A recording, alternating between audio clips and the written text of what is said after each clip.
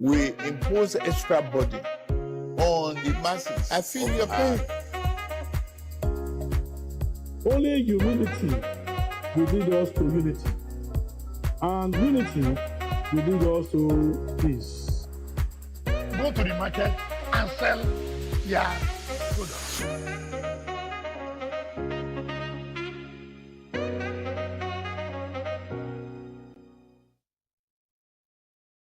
To be another exciting time on television. Talking about Dott television. Why do I say so? It's yet another time for Press Center on Dott television. What we do essentially at the Press Center is to x-ray issues and have agenda set and look at issues in perspective, especially as it has to do with current affairs analysis, in order to see how we can contribute meaningfully to the ongoing narrative about Nigeria, the press, and our democracy. And what an edition. Is indeed a privilege to have right here in the studio the #1 journalist in Delta State, talking about Comrade Dikin Churchill Oyewe.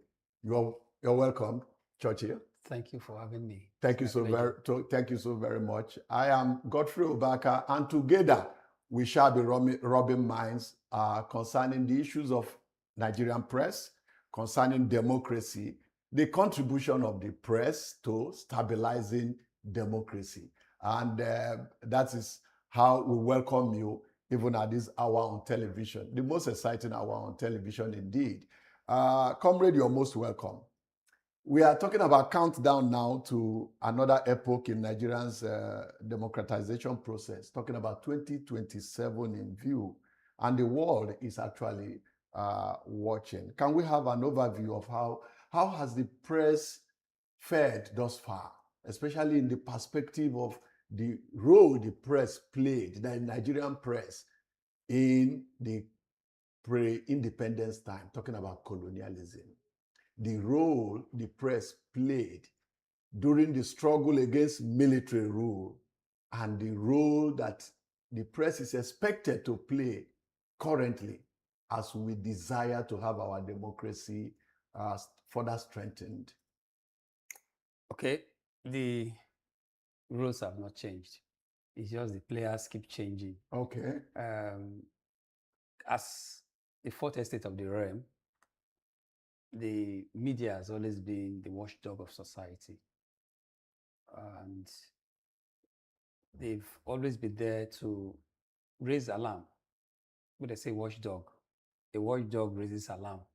Yes. When there's need. Yes. So they have not stopped playing that role right from the time of... Talking about raising of alarm, quite some alarm were raised recently with respect to a fictitious agency at the presidency and all that. And it appears as if your colleagues, the media, made a meal out of it. How did you feel concerning that? Well, as practitioners, they want to get different perspectives on the issue. Okay. People want to know the budget aspect of it. How come the person was accommodated in the government establishment? Who signed this letter? How come nobody scrutinized him before allocating billions into that sector? Yes. And so different people we always... He was given about 300 staff that were made to work with him. Of course. All that. And had a budget subhead. And the takeoff grant and all that. Of course. Yeah. So it's part of what happens in society. And it tells a lot about the lack of scrutiny in our institutions. If that agency, that fictitious or fake agency, has been properly scrutinized from the onset, it wouldn't have been a national embarrassment that we have now. It's even an international embarrassment that a company that is, an agency that is there to, or a council that is there to promote the nation before the rest of the world. Even interact with foreigners, the diplomatic community. So happens to be fake. How do you expect the international community to look at us, that we're not a serious country. But I think that was another great moment for journalism in Nigeria. The fact that it wasn't allowed to be swept under the carpet. Even the presidency had to come in, the president himself giving 30 days, within which ICPC is expected to have it probed, unravel the whole thing. And the 30 days have started counting. And the Nigerian press is also taking due note. But don't you think we are putting the cart before the horse? Now is to appear before the court. Investigation is going on. Which should come first? So sometimes we don't get it right in this country. All in a bid to produce results, we get it wrongly. Which should come first? Is before the court. He has been charged to court and is supposed to appear in court today, 14th. Yet investigation is going on. Do you investigate what is before the court?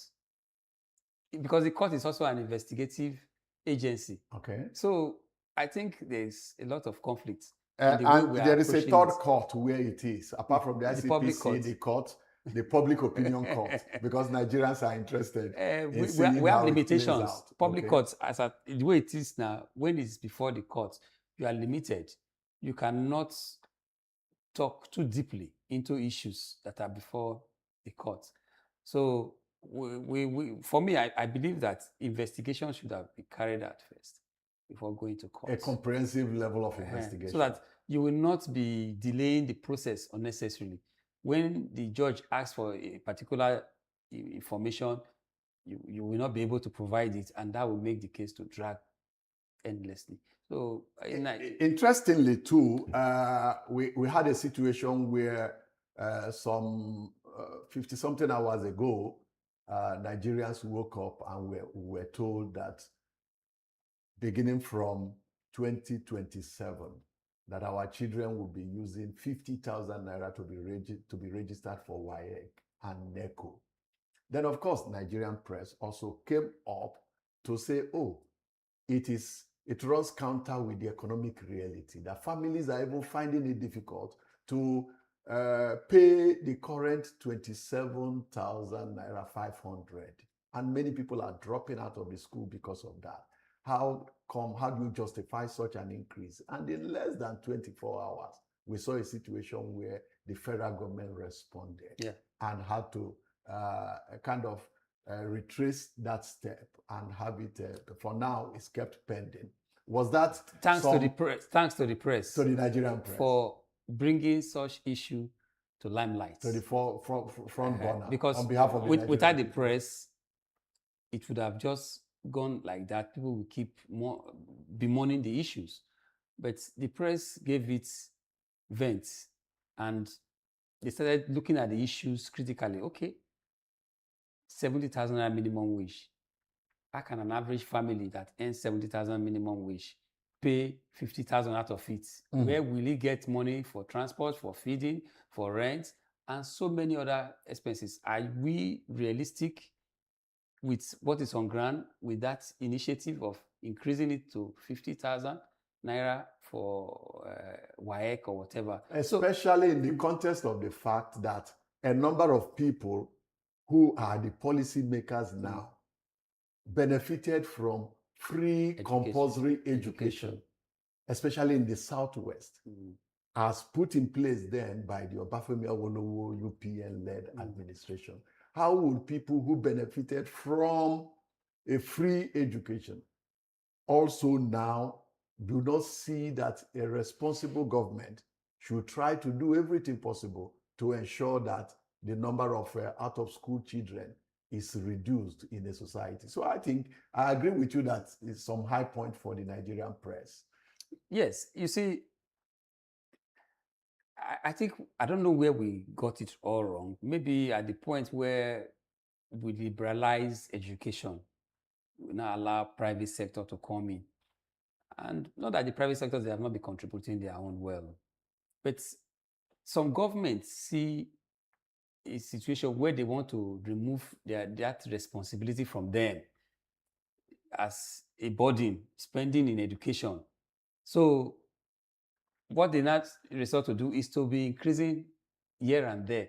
And when you are increasing here and there, you are reducing the capacity for people to be educated. When you have less educated people in the society, it's trouble, number one, for that society. Those who are in charge of governance, they should know this, that the less educated people you have in the society, the more deformed minds you will have around. And when you have deformed mind, narratives will be misconstrued. Imagine the president's wife talking about akara, guguru, and kulikuli and the rest. Okay. You will see people misinterpreting, giving misinformation here and there because of their level of education. People should ordinarily see what the president's wife was saying and not read negative meaning. Maybe although some people may be the mischievous. importance of starting small. Don't be shy to start small. The import of starting and small, grow your business. The import of starting small has always been with us now. Okay. Our parents, some of them trained us with selling of moi moi, selling of gari, selling of tomato, things like that. It has always been petty trading. All this why? Because this formal education is not something that is rife in the 70s, in the 80s.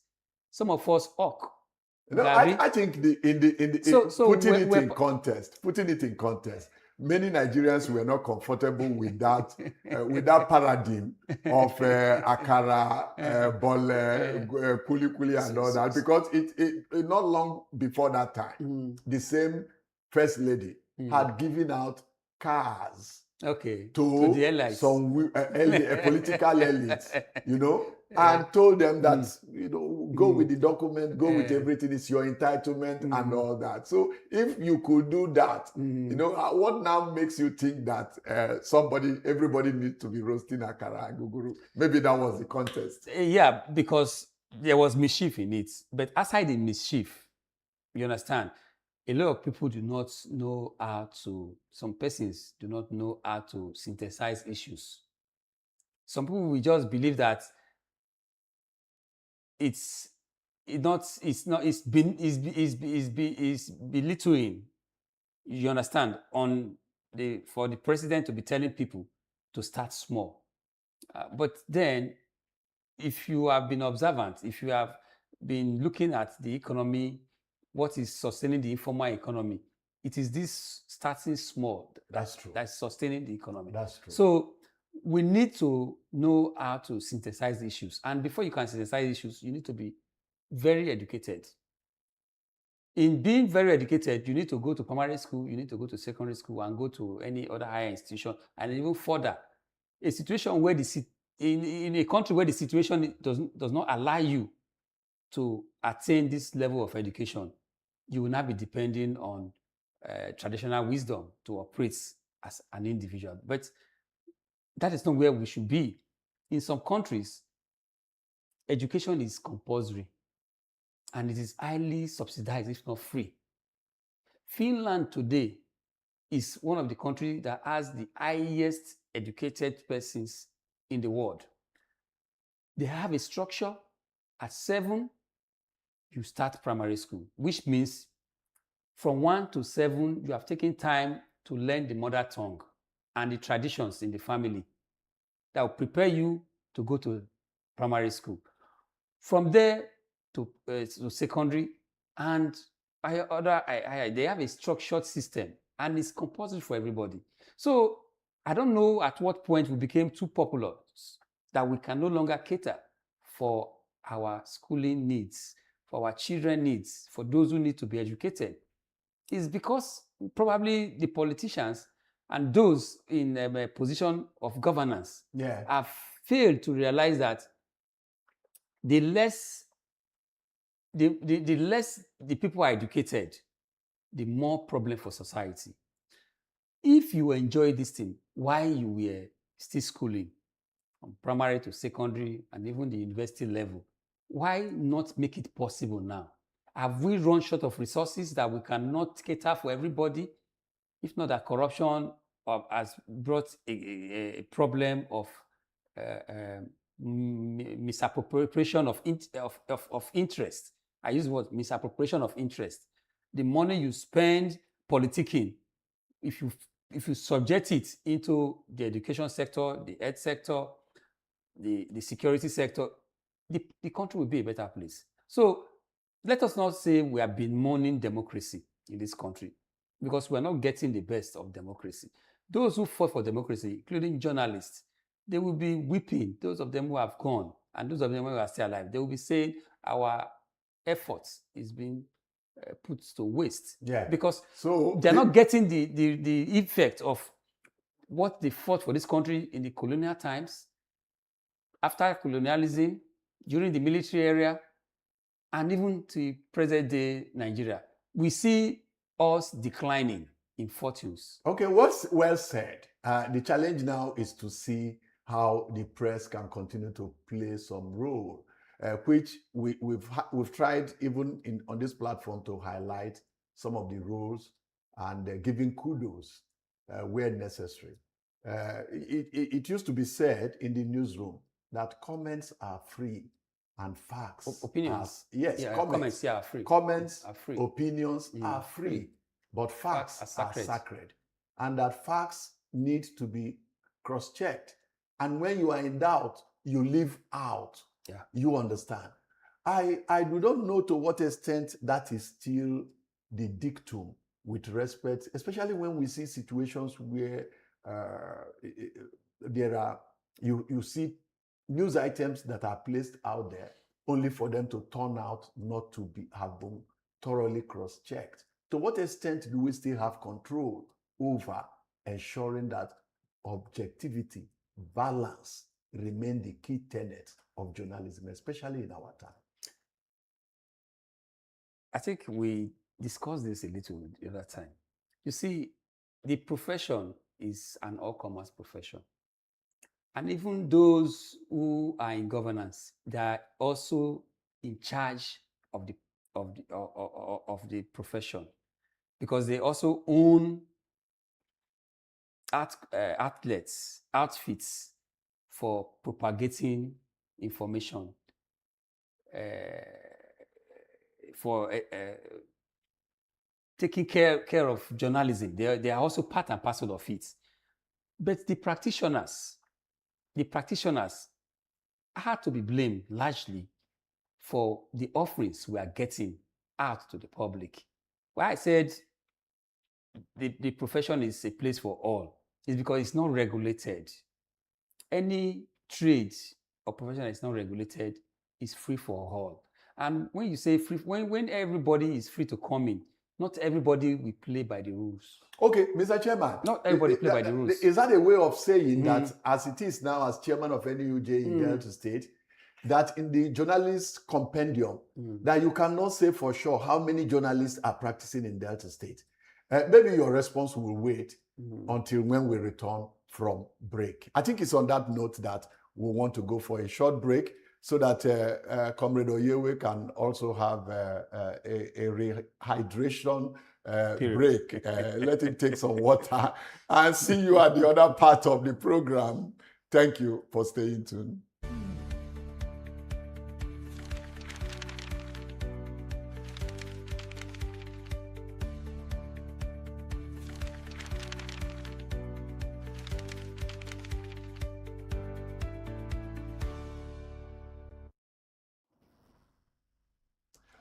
You're welcome back to Press Center on Dott Television, and we still have Chairman Comrade Deacon Churchill Oyewe right in the studio. Before we went on break, he was talking about journalism in Nigeria having been turned into an all-comers affair. And he's in a position to know, because Delta State NUJ ought to have a compendium where they have registered journalists, those who should be called journalists, and those who are certified to practice journalism. It was such at some point that we could say so person is a journalist, is practicing in Sketch, is practicing in New Telegraph, is practicing here. What has happened, what has changed that made you to make that statement right here that journalism has become an all-comers affairs? And should that be the case? Yes, it should not be the case. It has become an all-comers affairs because the the spectrum is now wider than it used to be, largely because of the social media. And if you have taken keen notes, you observe that even those political players, they are patronizing more those who are in the social media. You are talking of realm. the new media. The new media. Democratized journalism. Journalism. Okay. And these people are not trained. Some of them are not trained. Even the ones that are trained are biased. Some of them are biased because they are serving the interest of their paymaster. They're not serving the interest of the public. Journalism is first and foremost out there to serve the interest of the public. They are called online publishers. No, there are different online publishers. Okay, so what's the operational relationship between them and NUJ? Some of them are our members. Okay. Some of them are trained. But is there no way their conduct professionally can be regulated, as it were? Is there no way that NUJ can regulate the operations? You can only regulate your members to some extent. You cannot regulate a person that is not your member.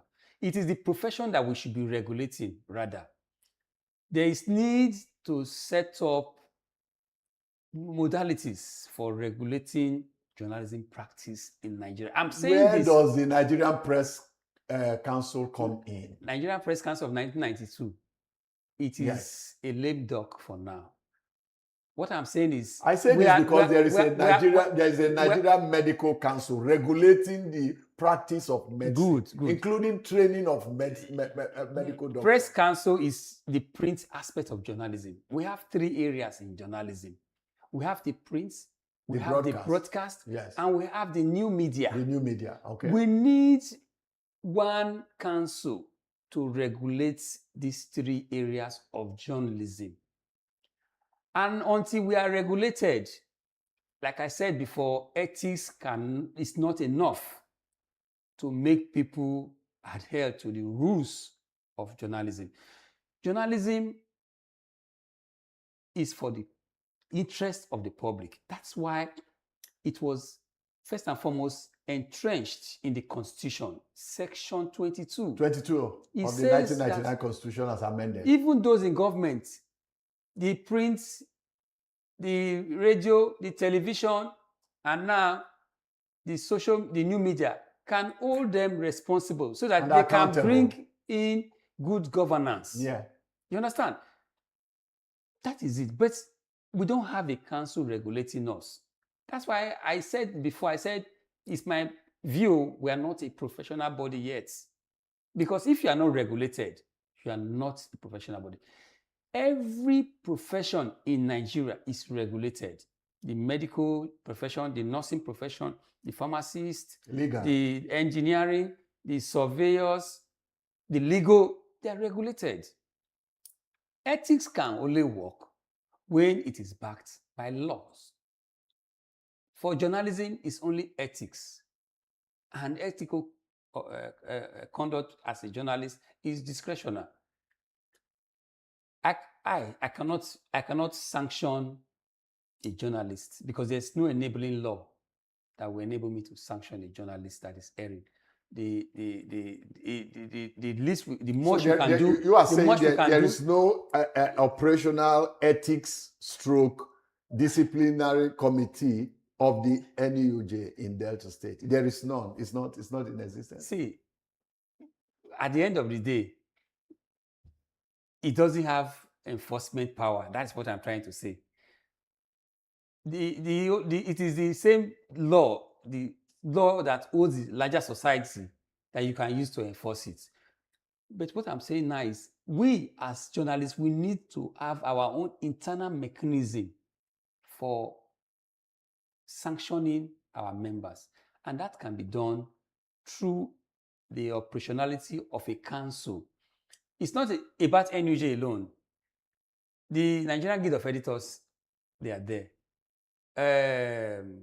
The universities, they are there to also serve as part of that council, if we have a council, you have different stakeholders coming. The council should be in a position to even accredit the mass comm department to Yes, say yes. they have enough infrastructure to So- actually so train students. So in order for us not to go astray from what you have asked, the way it is now in Nigeria,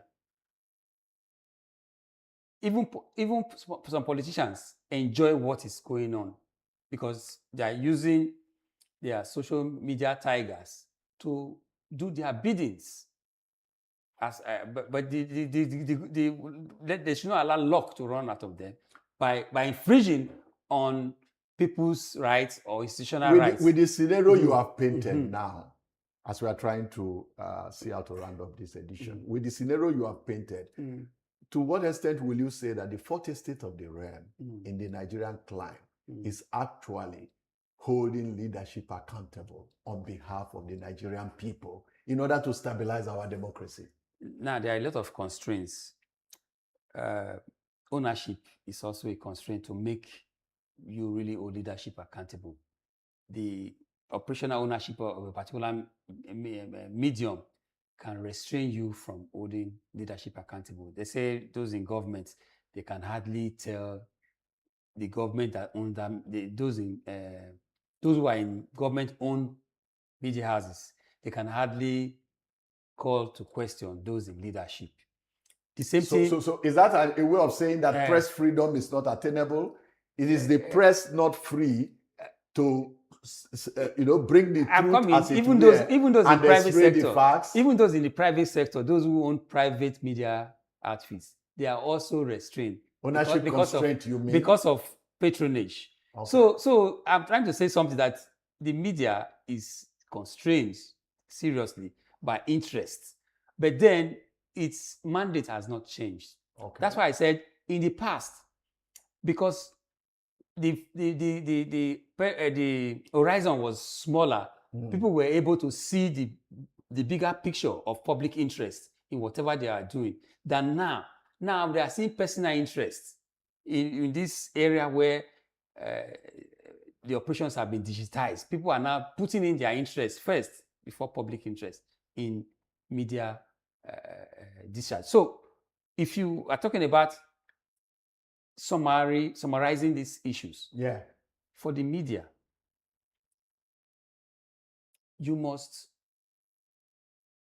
be unbiased when you are scrutinizing. If you must educate, you must not bring in manipulations, because these are the things we are seeing. When you see the media playing its role of education, you will see a lot of manipulation in it. When you see it informing, you see it inflaming. You see it inflaming issues. We should be responsible as journalists to ensure that in informing we don't inflame, in scrutinizing we don't become biased, and in educating we don't manipulate. Okay, your tenure as chairman of NUJ should be coming to a pause, as it were, October this year. Is that true? First tenure. Your first tenure. Well, I'm entitled to 2 tenures. Oh, that's interesting. So you're entitled to 2 tenures. Yes. So you want to give the second one a shot, I guess? Yes, of course. Okay. So you wrap up by telling us the difference your tenure has made, your first tenure has made, as we are trying to round up this edition. Well, the difference your first tenure has made. Yes, we have been able to preach a lot about professionalism. It's just like when you want to fight corruption, corruption will fight back. And a lot of people are not willing to embrace professionalism as practitioners. They just want to be free to do whatever they like. And that is not how it should be. Journalism is rule governed. Rule governed. I was forced some days back to do a statement because I saw some stories that are one-sided. And I said, this is not good for us. People should not be using us as journalists to fight their enemies, their perceived enemies.